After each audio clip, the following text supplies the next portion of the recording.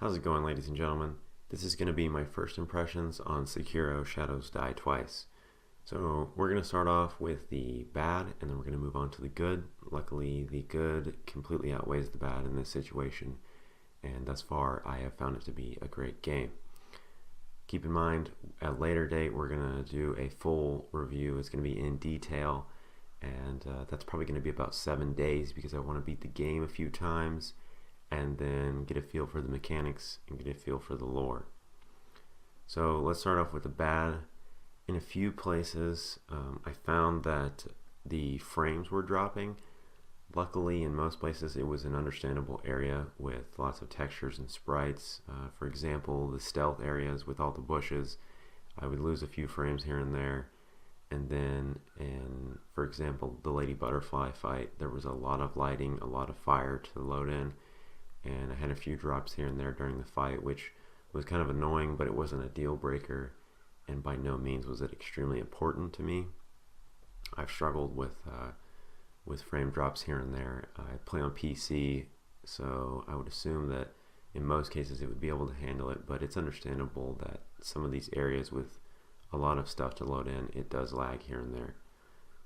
Other than that, the only other issue I had besides the frames was the cap. It was still capped at 60. Personally, I like my games to not have a cap. I want it to be at 144 at least. I think Sekiro, it looks great. It's a good looking game. It's open, it's beautiful. The colors are fantastic. I think 144 frames on your 144 hertz monitor would just be amazing, and it would do wonders for that game. I'm not exactly sure why they do this. There might be a reason, but personally I would rather have a few more frames, even if there's still a cap. And then on the cutscenes here and there, I found a few things that I thought were lazy. I might just be nitpicking because I've been waiting for this game for a long time, and I wanted it to be perfect. In the first cutscene, for example, Sekiro is laying under what looks like a thatch cot or rug, and it seems like they just blew it up from the game, and it's really blocky at some points, and it's like it just looks bad because it's right up in your face. The camera's right there. It's just a foot away, if that. And his hair was sticking through the floor. I know it's really small things, but it just kind of caught my eye because I'm kind of attention to detail when it's something that I'm looking forward to. But next up, we'll move on to the stuff that I liked. So moving on to the good, there was a few things that I really liked. One, the fighting, that's what we're going to start out with. I found it extremely beautiful and amazing. The posture mechanic was fantastic. I seriously wish that that would have been in the game before, but I think it works perfectly for Sekiro. It's more of a swordplay battle. It's like two masters just duking it out, and it's really good looking. The sounds are amazing during the fight, the swords clanging and the battle and the blocking and the crit attacks, the death blows. I think all the fighting was pretty polished and pretty smooth.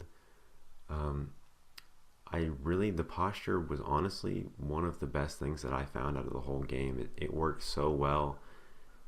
There was just a few times on certain bosses, for example, Jinichiro and Lady Butterfly, I feel on some of their sprint attacks or lunge attacks, they almost got you when you were a little farther away than it should have been. But other than that, those two fights were amazing. I think they both had very few weaknesses, and you had to exploit them perfectly to get them win. I think Lady Butterfly was really difficult, but then Jinichiro, in my opinion, was the hardest one. I found him difficult through really out the whole fight, as he had a second phase, which did an extreme amount of damage. He felt like an in-game boss from Dark Souls, like Cinder, for example, or Gwen or Nishandra. He was really strong, and he did a load of damage on his second phase. Really beautiful fights. The arenas, the battle areas for each fight looked really good, and honestly, it felt so great.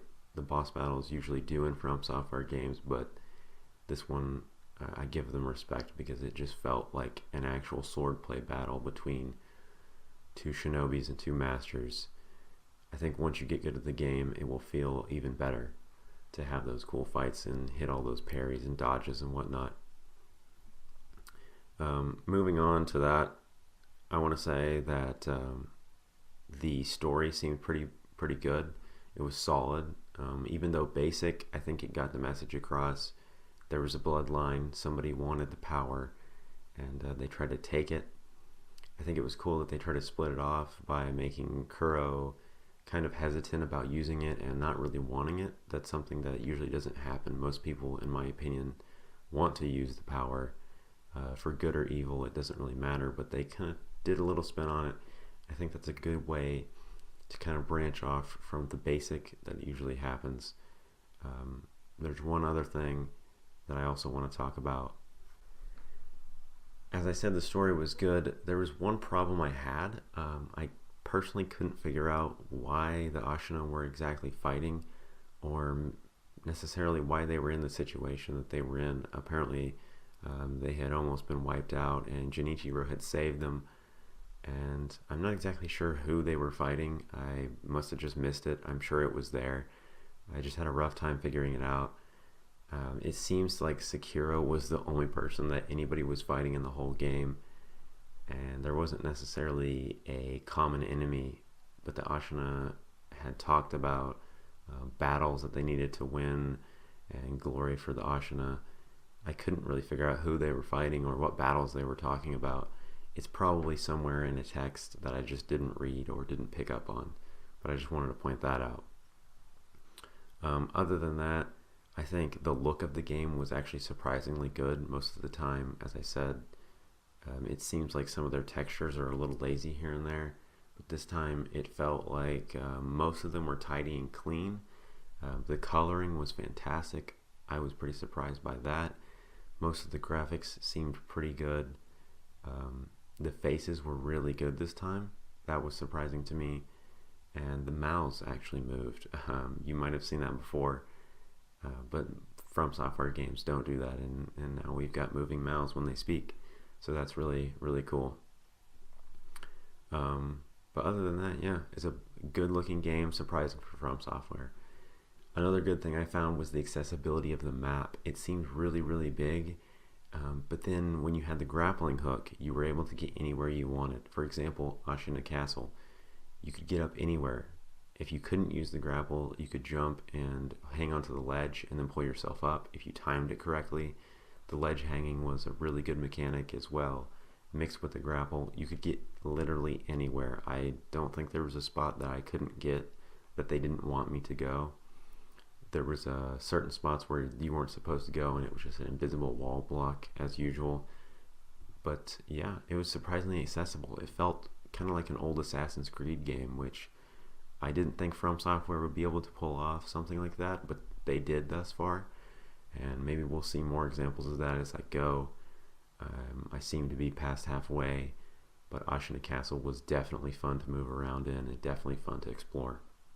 The soundtrack was good as always. It usually is. From Software does a fantastic job on their soundtracks.